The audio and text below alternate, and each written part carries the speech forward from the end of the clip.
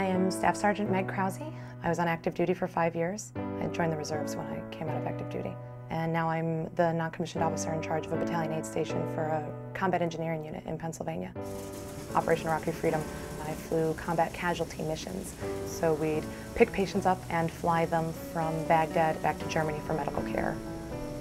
I was stop-lost in 2006.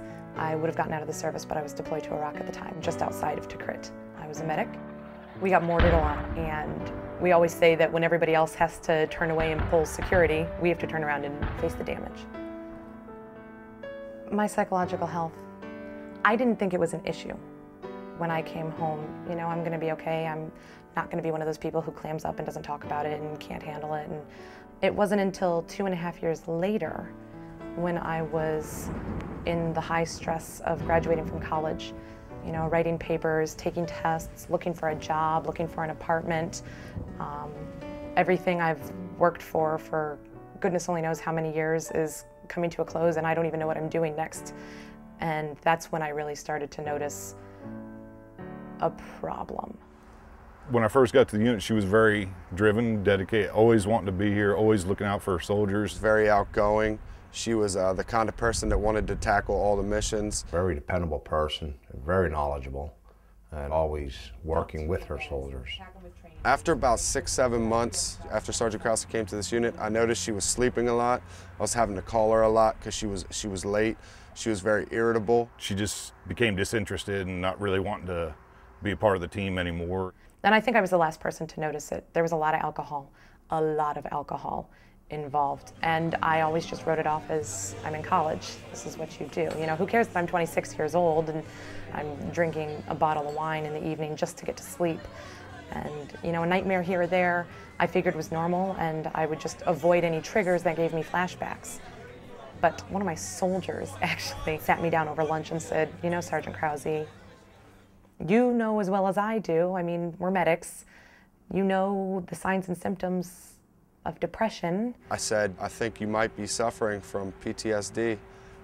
I think you need to get it checked out. So I went through all the symptoms that I thought she was exhibiting, and I said, I really think it would benefit you and us as a medical section to get it checked out. And then there was another incident at my unit where one day when I was on drill weekend, I just said, forget this. And I did not go to formation.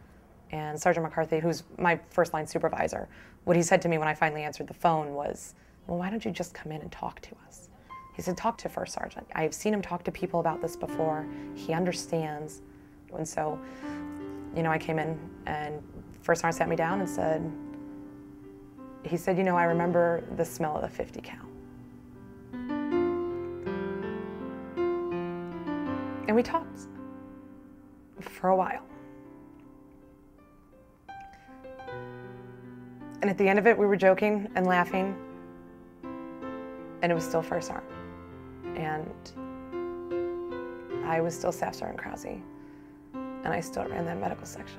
And he was okay with that. Knew something was wrong with her, and possibility of PTSD when she did come back from Iraq and joined our unit.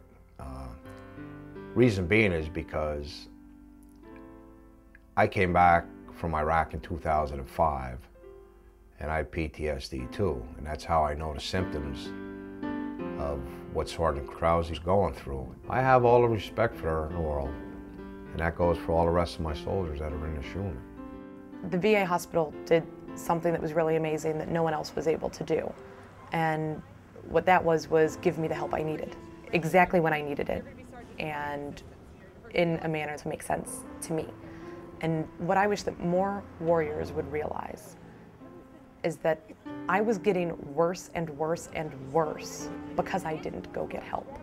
The problem just got bigger and bigger and bigger, and one little thing that you think you can handle suddenly grows into this giant pile of I don't even know what to eat.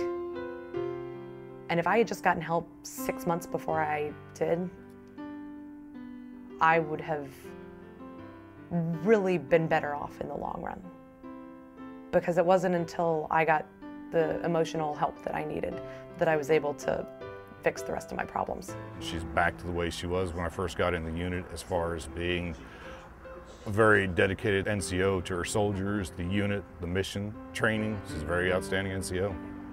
I think it takes quite a bit of strength in order to admit that you have an issue, but it also takes the intuitiveness of a friend, a leader, a supervisor to pick up on the signal that the soldier is having issues and needs to seek professional help in dealing with it.